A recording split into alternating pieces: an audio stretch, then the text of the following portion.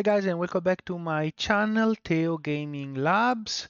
In this video I will show you 5 different menus that are very useful, and it will give you an overview on the action to take in your city. So follow until the end to discover all 5 menus.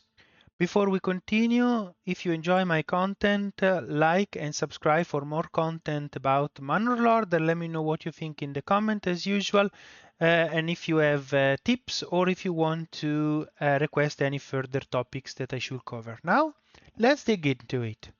The first menu I would like to cover is the new one that has been added to the game. So is the trading menu. So you can click on the name of your city and then go to trade. And this is the menu that gives you an overview on what has been bought and what has been sold at all time in your city. It displays the kind of item that has been subjected to a transaction, either if you buy them or if you sell them. And yes, they include also the animals.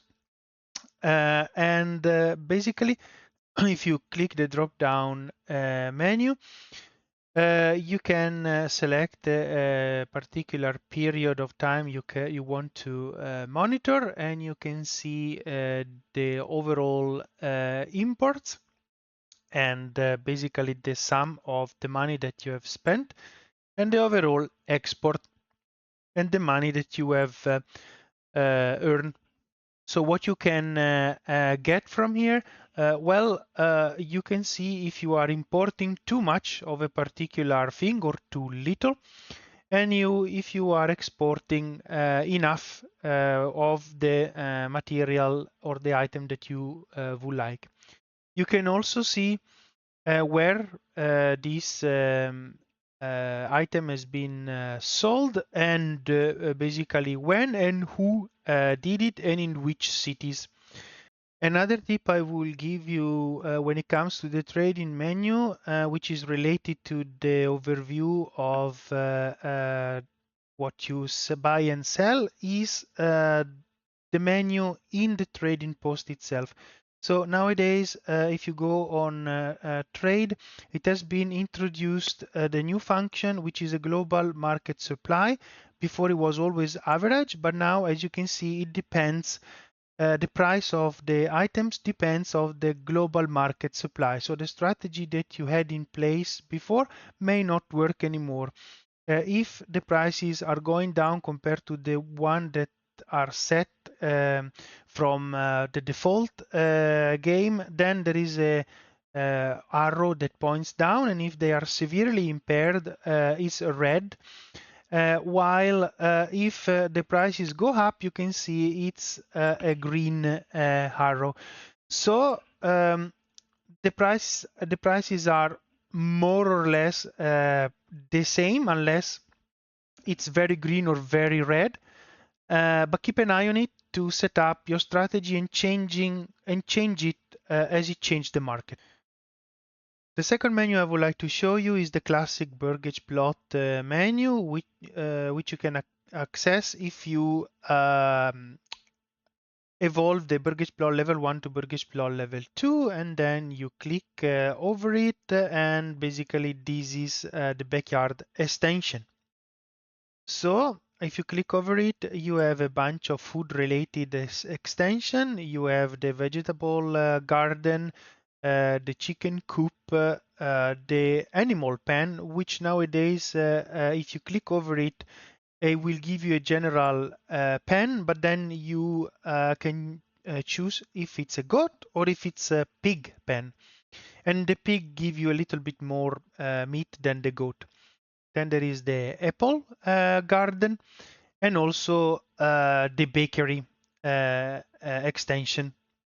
They are grayed out because I don't have the planks enough to build them. Then, other than those food-related item, you have some military related one, which is the blacksmith workshop, which give you access to all the weaponry, the spears, the sidearms, and the iron parts that you will in turn use to build a crossbow. And also you can produce tools. Then you have a cobbler workshop that allow you to produce shoes. The tailor's workshop, which make you produce clothes, cloaks, and gambsons. I don't know if I pronounce it correctly, but so those are also important for the clothing in your city. Then you have the joiner's workshop. That's important to produce any kind of shield, the small one and the big shield for your troops, and the wooden part. The armorer's workshop gives you helmets and also the mail armor, but for those you need to unlock development's branch first. Then you have the bowyer's workshop. As I mentioned, it will require the iron parts and other items to build the crossbow or the war bows. And then there is the new addition in this game, which is the butcher's workshop, which will produce meat or sausages if you have salt and meat. And let's not forget the brewery extension for who enjoy a little bit of booze. Those are key backyard extension if you want to improve your games in terms of food, military, and generally citizen needs. So I would recommend to have enough of them. The third menu is linked to the marketplace. If you click on the marketplace, not actually on the store, but on the marketplace, then basically you have the market supplies and demands. But that's okay. First of all, it tells you if you have free stall in the market or not. I generally don't build two big markets because then I can build multiple ones.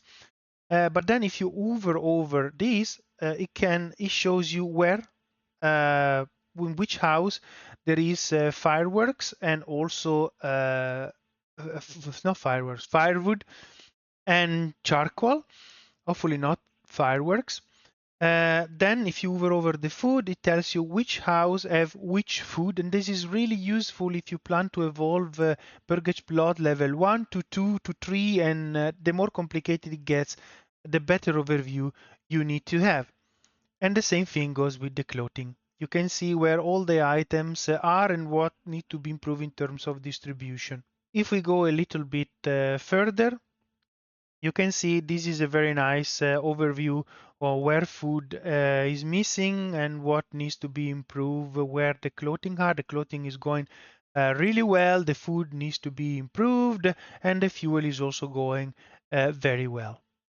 The fourth menu that is really useful is the farm one, or better, the field menu, which will allow you to plan your crops along the year. So I would recommend to have a crop rotation ticked on, and basically you can set up the crop that will be used in the second year and in the third year. In the second year, I would recommend to be different from the one of the first year. We can, for example, put flax, and then either we come back to wheat or we have barley. Here it tells you how much you produce in terms of crops at the end of the season, and here there is the option to either unlock the small stable for the ox, which I already did, and you can see it here, or to build the fences when you unlock the proper development branch in order to have the sheep pasturing on fallow fields. That will increase the fertility of your field. And I mean, if you live in a very fertile area, maybe is not necessary as far as you rotate the fields, but if you have problem with fertility, then it will be better to have. Why this menu is important? Well, the farm is a very important source of food for your region. You need to understand that one family consume one food per month, and then you need to plan how much food output you get at the end of the year in order to satisfy the entire population. In the beginning, it's easier because you will have a surplus of the food, but then the more you go ahead and the harder it gets. The fifth menu caught me a little bit by surprise, and this is a very nice overview as well that you can have if you press the tab button. Voila, you have, and you keep having it pressed, of course. You have an overview on many different things. I need to zoom in to show you better. So basically, you can see your food stall, you can identify easily the market, you can identify the stable, where the ox are. When they will move, this icon will move with the ox. You can identify the granary with this symbol and the store house with this symbol, how many people work in each building. This is a pack station. Not all the building has a symbol. For example, this one and many others, they just have a working gear. But you can see how many people are employed in every building, and for some also what they do. And which one, for example, have no employee inside, and then you need to take action on it.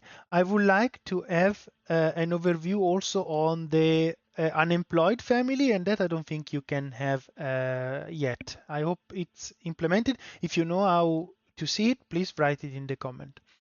Then the other thing that you can see if it's how many people, how many family live in a particular burgage plot. Here is one people living here in a burgage plot that is level 1.